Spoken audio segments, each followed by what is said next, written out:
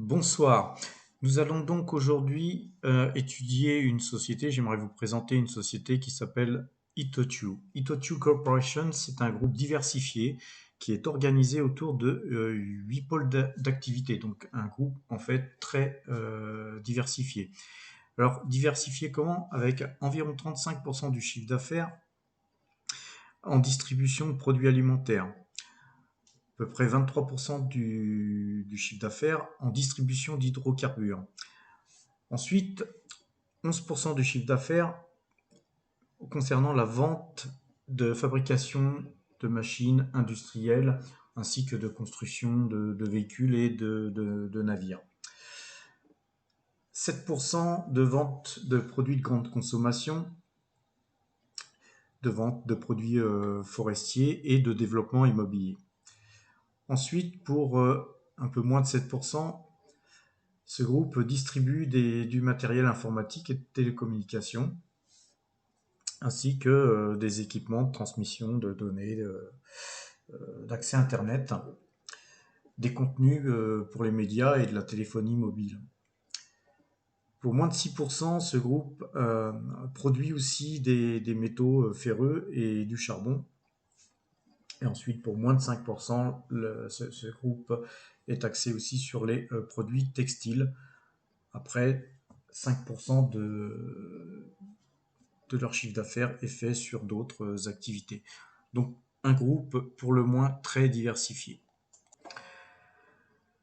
Alors, ce groupe est dirigé par monsieur Masahiro Okafuji, et le capital de cette société est détenu depuis pas si longtemps que ça par la société Berkshire Hathaway. Je vous en ai souvent parlé de cette société Berkshire Hathaway.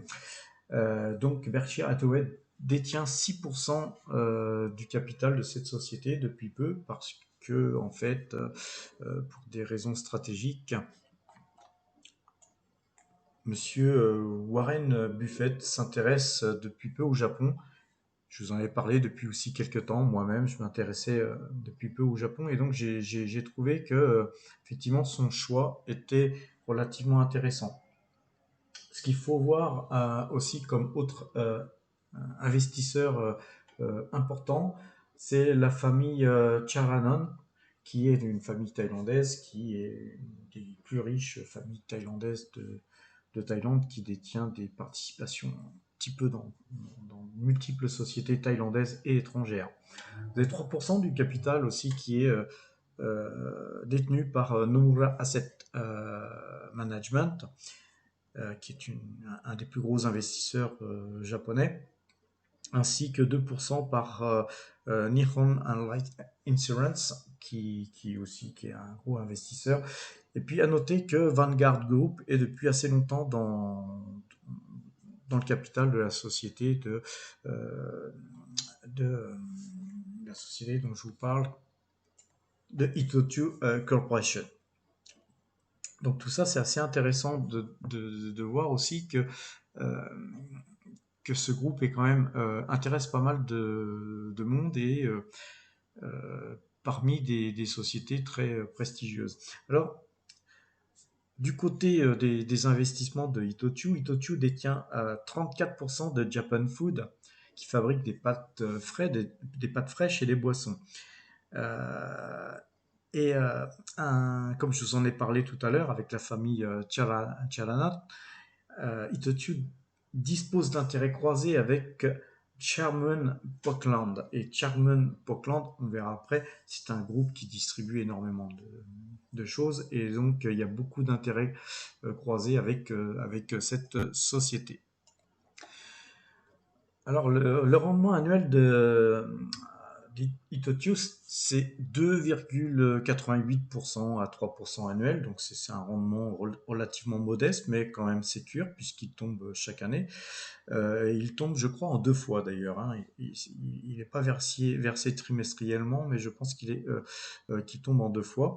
Et ce qui est intéressant, c'est que le père est relativement faible.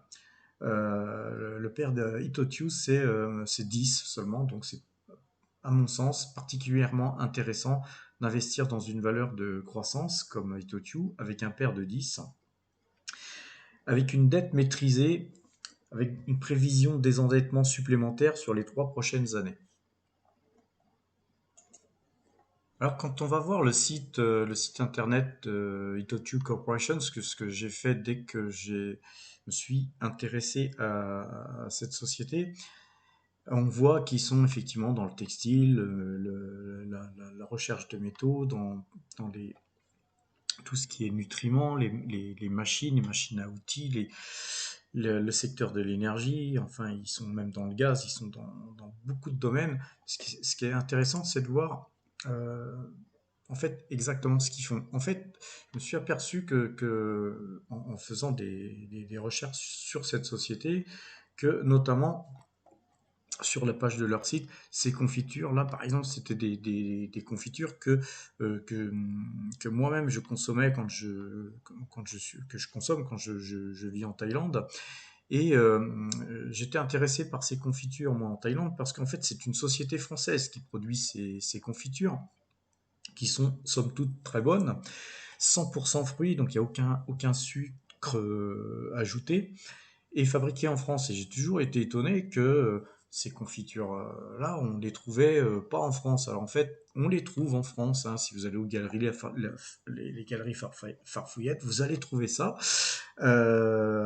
Beaucoup plus cher, évidemment, puisque effectivement, un magasin qui prend des marges assez importantes.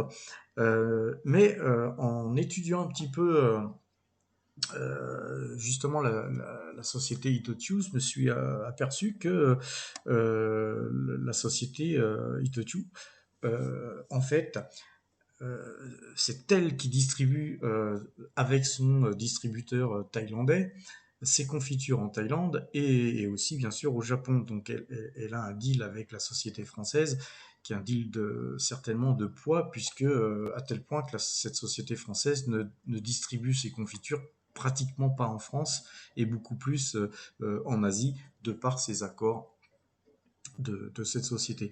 Alors je me suis aperçu aussi que depuis une douzaine d'années, Itochu a eu un accord avec Danone pour distribuer en Asie la vente d'eau minérale d'Evian. Donc l'eau d'Evian, quand vous achetez de l'eau d'Evian au Japon, en Thaïlande ou en Asie en général, eh bien c'est Itochu qui distribue cette eau.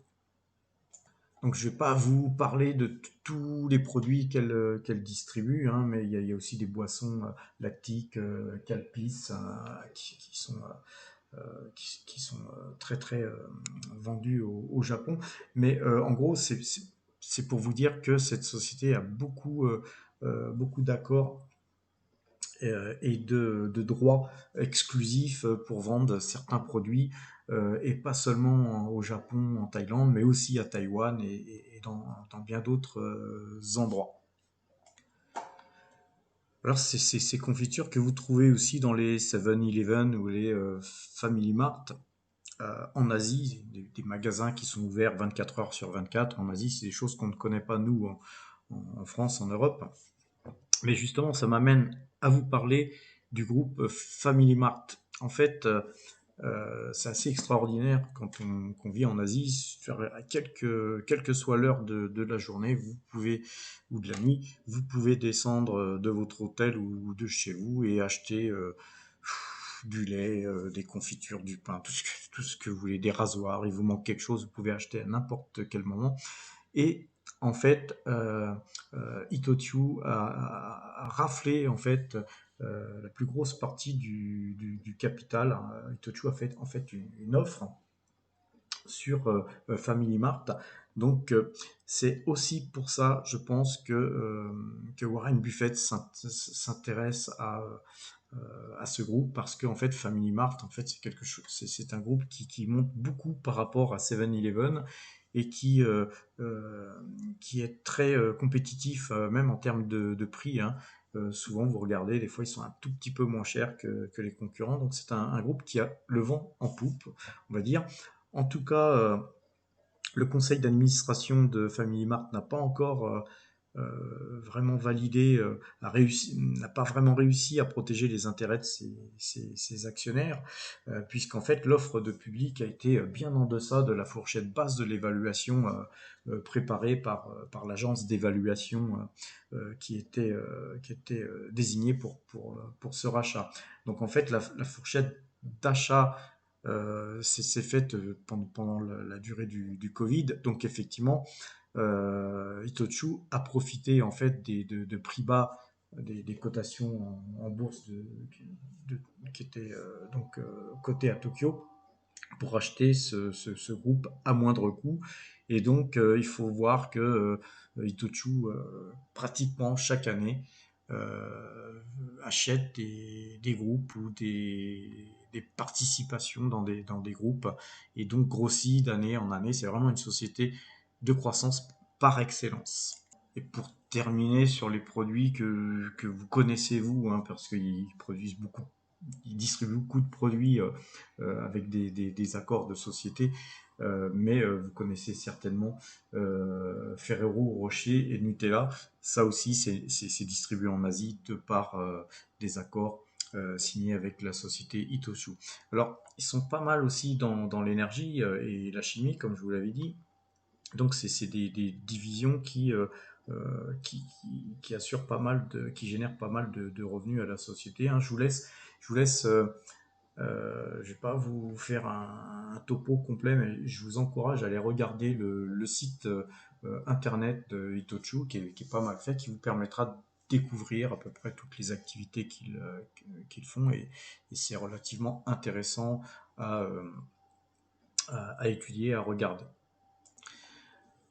Alors, nous allons regarder maintenant un petit peu le graphique de cette société pour voir où on en est graphiquement.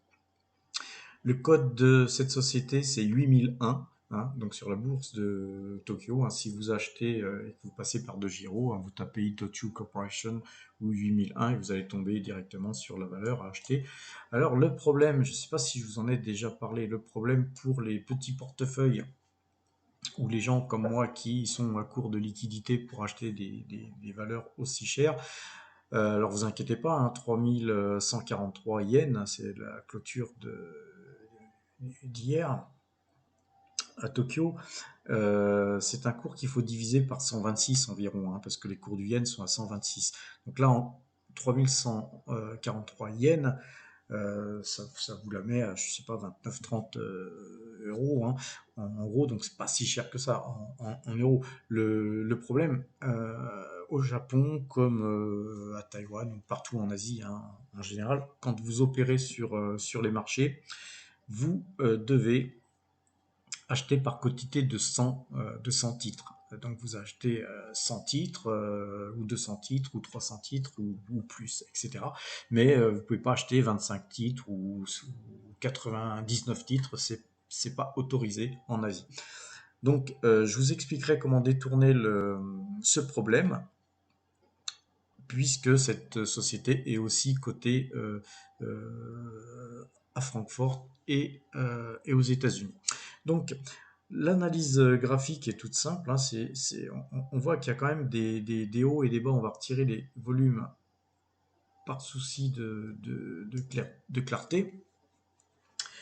On voit donc qu'effectivement, là, c'était pendant le Covid. Là, c'était vraiment une belle occasion d'acheter l'Itochu à ce moment-là. Mais euh, effectivement, voilà, c'est trop tard pour se faire. On voit que on va la regarder, on voit que cette société ne fait que monter. Elle a des corrections, bien sûr, mais globalement, euh, effectivement, c'est plutôt une société de croissance.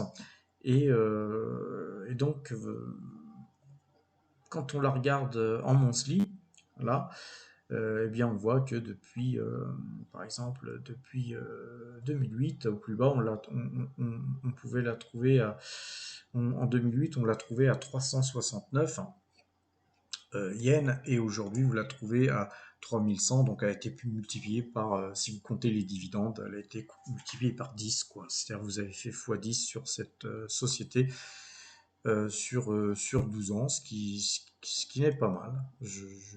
je trouve que c'est pas mal. D'autant qu'aujourd'hui, Warren Buffett s'intéresse à la société et pas seulement un investissement qui a été fait comme ça. Je pense que les investissements de Berkshire Hathaway vont certainement augmenter au fil des mois là, qui viennent sur ce titre, ce qui fera mécaniquement certainement monter la valeur. Alors là, vous voyez, je l'ai mise ici sur le marché allemand. Donc Itochu, vous la trouvez sur le marché allemand.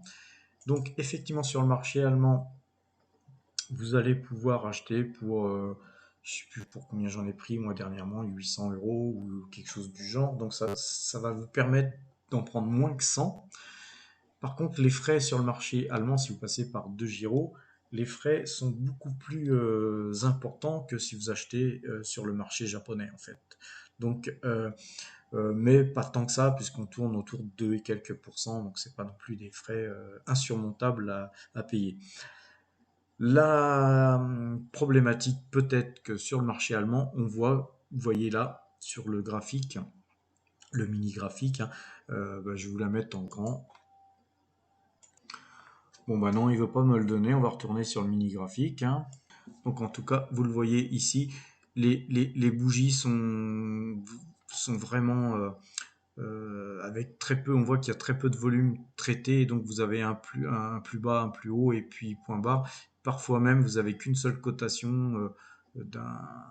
Voilà, vous voyez il y a même pas de bougie, c'est vraiment très très peu liquide en fait. Donc c'est aussi donc conseillé si vous achetez sur le marché allemand d'acheter sur du long terme, parce que si vous achetez sur du court terme, vous allez vous faire avoir, pour parler poliment, sur les fourchettes, et donc à acheter plutôt sur le long terme sur le marché allemand. Mais c'est une société qui peut s'acheter aussi à New York, et donc à New York, hein, voilà, on voit bien qu'à New York, le marché est beaucoup plus liquide, hein, mais évidemment beaucoup moins qu'au Japon, hein. C'est sûr que l'idéal, c'est de l'acheter sur le marché japonais.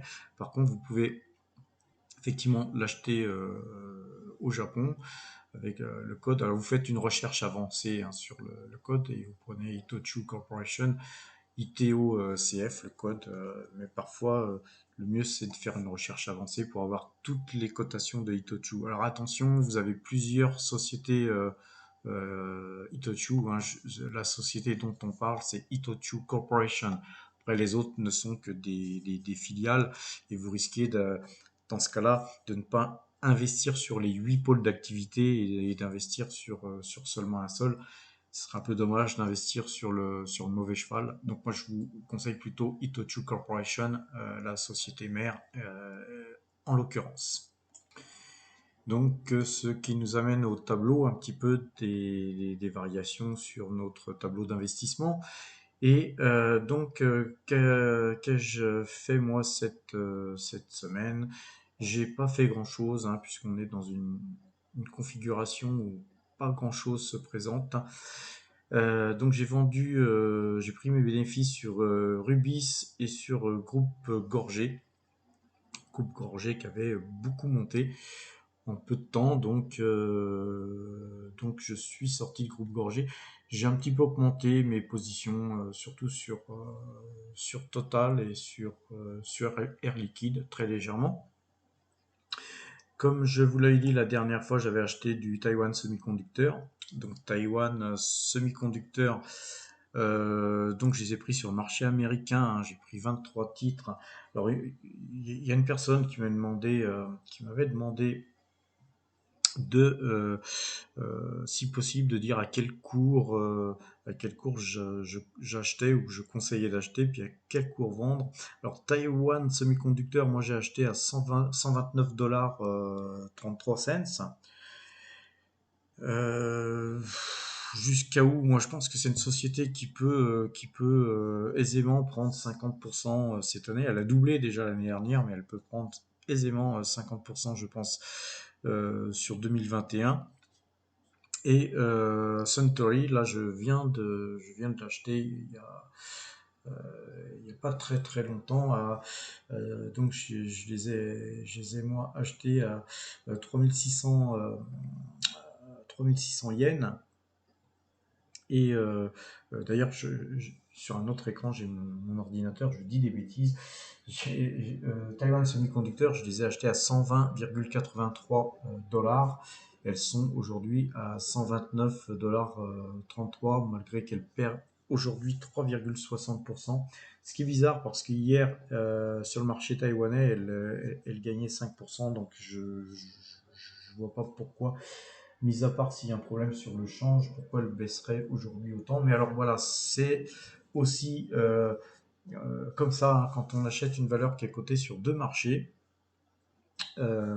parfois il y a, pour des raisons inconnues, vu que le marché est peu liquide, par exemple sur le marché américain, il suffit qu'il y ait une grosse main qui vende un petit peu, qui déleste, et forcément il y a un différentiel entre le cours qu'on trouve à Taïwan et le cours qu'on trouve à New York. Donc voilà, donc une société que j'ai achetée à 120,83 Taiwan Semiconductor et qui cote aujourd'hui entre 129 et 130 dollars. Donc elle a pas mal monté et je pense elle risque encore même de prendre au moins 50%, voire doubler encore cette année parce que les perspectives sur les semi-conducteurs sont très très bons. Concernant Suntory Beverage, c'est une valeur que j'ai achetée à 3600 yens, hein, tout rond. Là-dessus, j'en avais pris 100, hein, donc acheté sur le marché japonais. Elle vaut 3635, hein, pas beaucoup progressé depuis. Sinon, Itochu, je l'ai payé moi 25,38 € puisque je l'ai acheté sur le marché allemand et c'est comme ça que je me suis rendu compte que les frais étaient chers. Donc je vous conseille plutôt d'essayer de la choper sur le marché américain. Donc elle cote, en tout cas dans les prix de 25 € euh, sur le marché allemand. Alors vous l'aurez sûrement moins cher, puisqu'en dollars, vous l'aurez moins cher sur le marché américain, mais vous la payerez en dollars, ce qui vaudra à peu près la même chose. En tout cas, c'est des valeurs qu'on achète pour le long terme. Le portefeuille global a un petit peu baissé par rapport à vendredi dernier, puisque là, depuis le début de l'année, on ne gagne plus que 1,83%, tout simplement parce que Total a beaucoup baissé, donc c'est la valeur qui est la plus pondérée dans mon portefeuille, donc ce qui est tout à fait normal, hein, donc de voir notre situation s'abaisser d'environ 3%, hein, puisqu'on était pratiquement à 5% la semaine dernière de gains depuis le début de l'année, et là on n'est plus qu'à 1,83%. Voilà, donc j'espère avoir été assez explicatif sur la société Itochu. La semaine prochaine, je pense qu'on fera peut-être une étude du Bitcoin qui a beaucoup baissé et donc on va regarder la semaine prochaine, je ferai une petite étude sur le Bitcoin de façon à regarder quels sont peut-être les points d'achat. Je pense que le Bitcoin va rester volatile et peut-être même un peu baissier encore sur ces prochains jours. Donc on a tout à fait le temps de s'intéresser au Bitcoin. On a vraiment l'occasion de voir, je pense, des cours plus bas et de pouvoir compléter ses positions pour ceux comme moi, n'en avaient pas beaucoup. Voilà, je vous souhaite une bonne fin de soirée et un excellent week-end à tous.